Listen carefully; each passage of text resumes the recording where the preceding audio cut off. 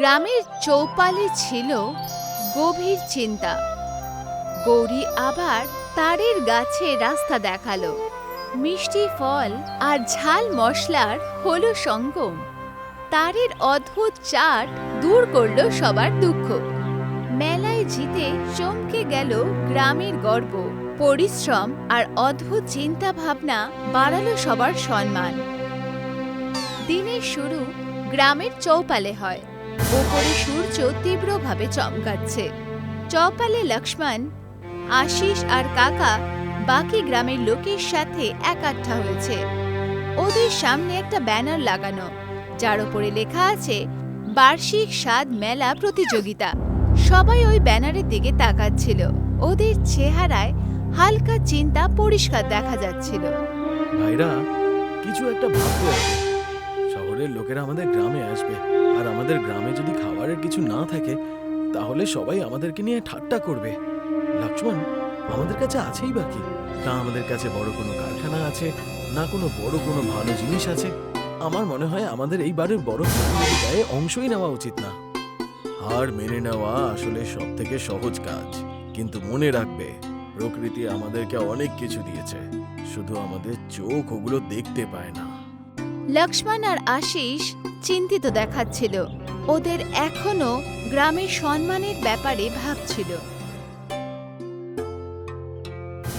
রাত্রিবেলায় লক্ষ্মণ নিজের সিটের ওপরে বসেছিল আর খালি থালা দেখছিল। ও গভীর চিন্তায় হারিয়ে গেছিল। তখনই গৌরী সেখানে খাবার নিয়ে এলো আর ওর কাছে এসে বসে গেল। তুমি এখনো সেই উৎসবের কথাই মনে করছো? খাবার ঠান্ডা হয়ে যাচ্ছে, একটু খেয়ে নাও। গৌরী, পুরো গ্রামের আশা আমাদের ওপর। শহরের লোকেরা এখানে আসলে অনেক নতুন জিনিস দেখতে চাইবে। আমাদের কাছে কিছু পুরনো জিনিসই পড়ে আছে। এর মধ্যে নতুন কি আছে? আলাদা কিছু জিনিসে নয়, সেটা দেখার ধরনে হয়। কাল সকালে তুমি আর আশিস উত্তরের দিশার পুরনো ক্ষেতের দিকে যেও, হয়তো ওখানে কোনো উত্তর পেয়ে যাবে। লক্ষ্মণ এখনো সেই ব্যাপারটায় চিন্তায় রয়েছে, কিন্তু গৌরীকে খুব বিশ্বস্ত দেখাচ্ছে। লক্ষ্মণ মন মেরে মেনে গেল। এই রাত শেষ হলো।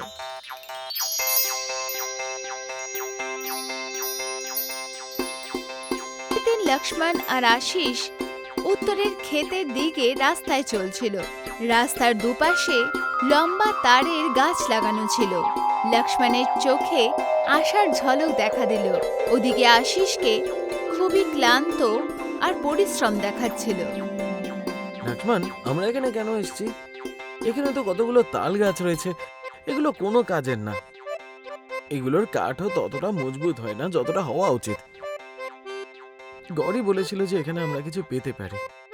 দেখো, এই গাছগুলো আমাদের আগের জেনারেশন থেকে এখানে রয়েছে।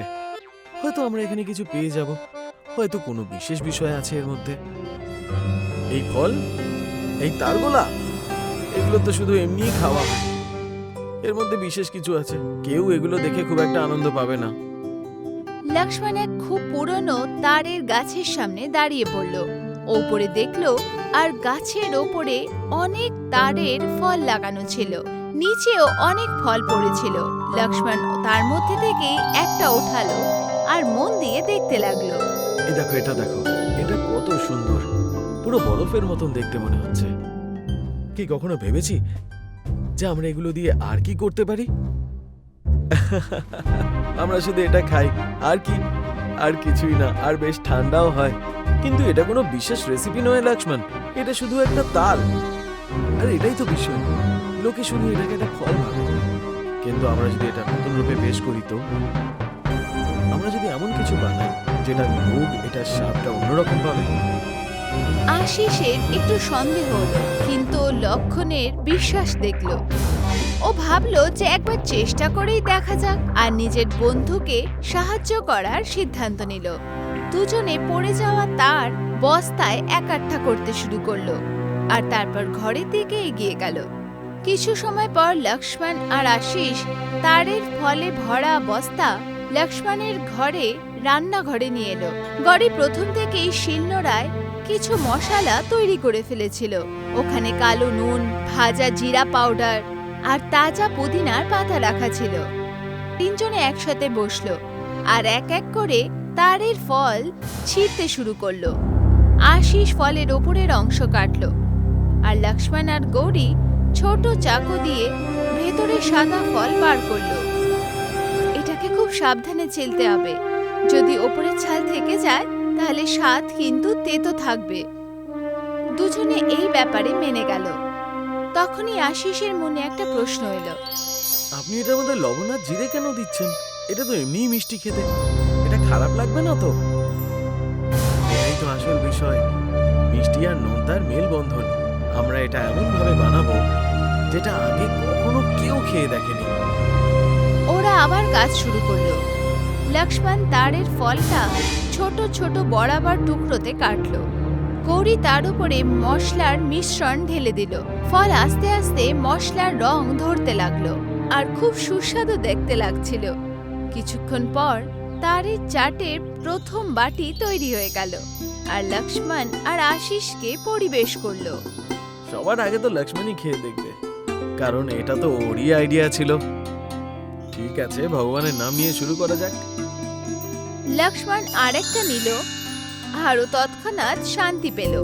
ওকে দেখে আশিসও চাট খেল। ওর স্বাদ ওর খুব ভাল লাগলো। ওর চেহারায় একটা বড় হাসি এলো। বাহ, এই তো দারুণ খেতে। আমি কখনো ভাবিনি যে এত সাধারণ ফল এত সুস্বাদু হতে পারে। তিনজনে নিজের নতুন বানানো ডিশে খুবই আনন্দিত দেখাচ্ছিল। দিন এখানেই শেষ হলো আর সবার চেহারায় আনন্দ দেখা যাচ্ছিল।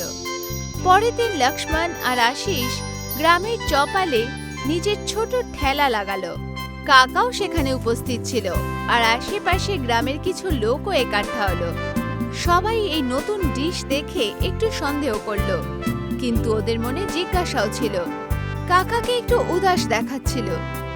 তোমরা সবাই প্রকৃতির সাথে কি 12টা বাজিয়েছো? তালের ফল এইভাবে কে খায়?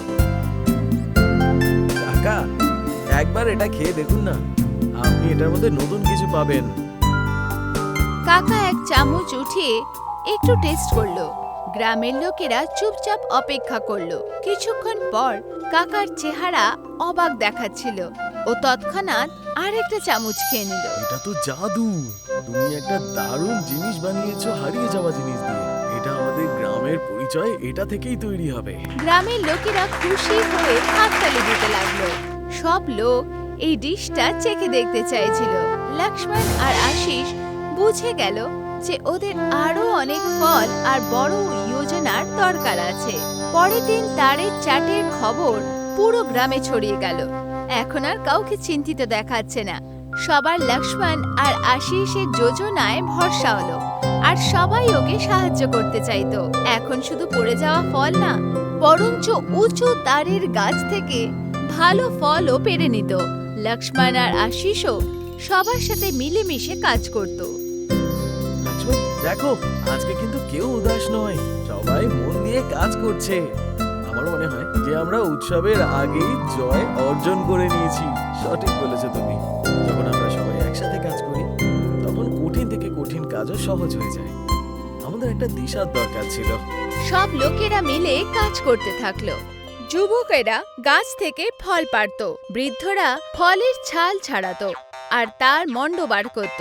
দিন শেষ হতো, কিন্তু কাজ থামতো না। সবাই নিজে নিজের কাজে ব্যস্ত ছিল। এতক্ষণে সব তৈরি হয়ে গেছিল আর এখন সবকিছু একসাথে মেশার সময় এসেছিল। আমাদের পরিষ্কার পরিচ্ছন্নতার পুরো খেয়াল রাখতে হবে। শহরের লোকেরা পরিষ্কারকে খুব মাহাত্ম্য দেয় আর মনে রাখবেন, ভালোবেসে বানানো খাবার সব সময় ভালো স্বাদ দেয়। একদম গৌরী, এটা আমাদের গ্রামের পরিচিতি হবে। সবাই এই কথাগুলোকে মানল আর এখন ওরা নিজেদের তৈরি করা জিনিসগুলোকে সামলে রাখার চেষ্টা করলো। মশলাগুলোকে বস্তার মধ্যে রাখা হলো আর ছাল ছাড়ানো তারের ফলগুলো মাটির পাত্রে রাখা হলো, যাতে ওগুলো তাজা আর রসপূর্ণ থাকে। এইভাবেই রাত শেষ হলো। পরের দিন অনেক বড় মেলা হলো। পুরো এলাকা আলো, ফুল আর কাগজ দিয়ে বানানো অনেকভাবে সাজানো। গাছের মাঝখানে লক্ষ্মণের ছোট ঠেলা সাজানো হয়েছিল, যেটা ফুল, তারের পাতা খুব সাধারণভাবে সাজানো হয়েছিল। লক্ষ্মণ, আশিস, গৌরী আর কাকা সেই ঠেলার সামনে দাঁড়িয়ে নিজের সেই নতুন ডিশটাকে সবার কাছে পরিবেশন করলো। লক্ষ্মণ, দেখো ওই দোকানগুলো, ওখানে কত ভিড়। আমাদের দোকান তো পুরো সাধারণ মনে হচ্ছে। কেউ এখানে আসবে? ধৈর্য রাখো আশিস, গন্ধ আর পবিত্রতা নিজের রাস্তা সবাই বানিয়ে নেয়। কাকা আগে এগোলো আর নিজের ঠেলাতে লোকেদের ডাকতে লাগলো। আসুন সাহেব, আসুন বোনেরা, একটা অনবদ্য তালের চাট খেয়ে দেখুন। এমন স্বাদ যা আপনারা আগে কখনো পাননি।